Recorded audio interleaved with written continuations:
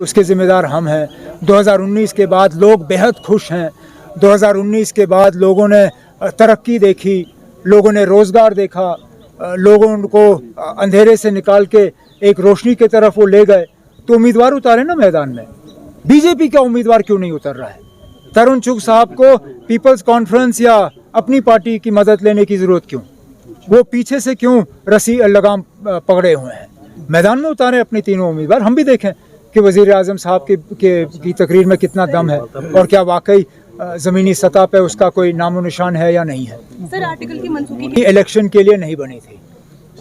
हम कम से कम, मैं नेशनल कॉन्फ्रेंस की बात करूं, हम नेशनल कॉन्फ्रेंस वाले पीएचईडी में सीटों के लिए नहीं आए थे। हम पीएचईडी में आए थे एक बड़े मकसद को हासिल करने के लिए। अब अगर पीएचईडी में कुछ लोगों ने शमूलियत की सीटों के लिए, तो ये सवाल आपको उनसे करना होगा।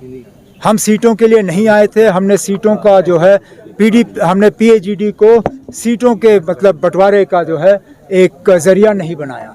जहाँ तक पार्लियामेंट के इलेक्शन की बात अगर हम करें, देखना, आपको डीडीसी के इलेक्शन याद हैं, मुझे तो अच्छी तरह से याद है। हमने डीडीसी के इलेक्शन में एक फार्मूला इख्तियार किया। फार्मूला के तहत हमने ये तय किया कि 2014 के जो असेंबली के नतीजे हैं, पीडीपी या पीपल्स कॉन्फ्रेंस के एमएलए जीते थे, वहाँ पे डीडीसी के उम्मीदवार वो उतारेंगे। जहाँ नेशनल कॉन्फ्रेंस का उम्मीदवार जीता, वहाँ से नेशनल कॉन्फ्रेंस का जो है डीडीसी का उम्मीदवार उतरेगा। हमने पार्लियामेंट में भी वही फार्मूला इख्तियार किया। जहाँ 3 नेशनल कॉन्फ्रेंस के उम्मीदवार जीते, वहाँ 3 नेशनल कॉन्फ्रेंस के उम्मीदवार पार्लियामेंट का इलेक्शन लड़ने के लिए आए। जहाँ पे बीजेपी जीती थी, उन सीटों पे हमने बहस की। कांग्रेस ने वो तीनों सीटें अपने पास रखी। तो इसमें हमारा क्या कसूर है ना?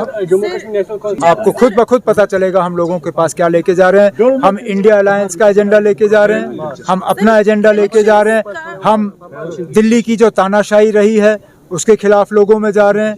जो लोग जम्मू कश्मीर के लोगों को बेइज्जत किया गया 5 अगस्त 2019 के बाद, हम उसको इलेक्शन में लेके जा रहे हैं। जो हमारी शनाख्त, पहचान, हमारी निशानी, हमारा वकार, सारा कुछ हमसे छीना गया, हम उसको लेके मैदान में जा रहे हैं और उम्मीद करते हैं कि हमें लोगों का सपोर्ट हासिल होगा। कोई उम्मीद नहीं है, क्योंकि हम सिर्फ 3 सीट पर लड़ रहे हैं।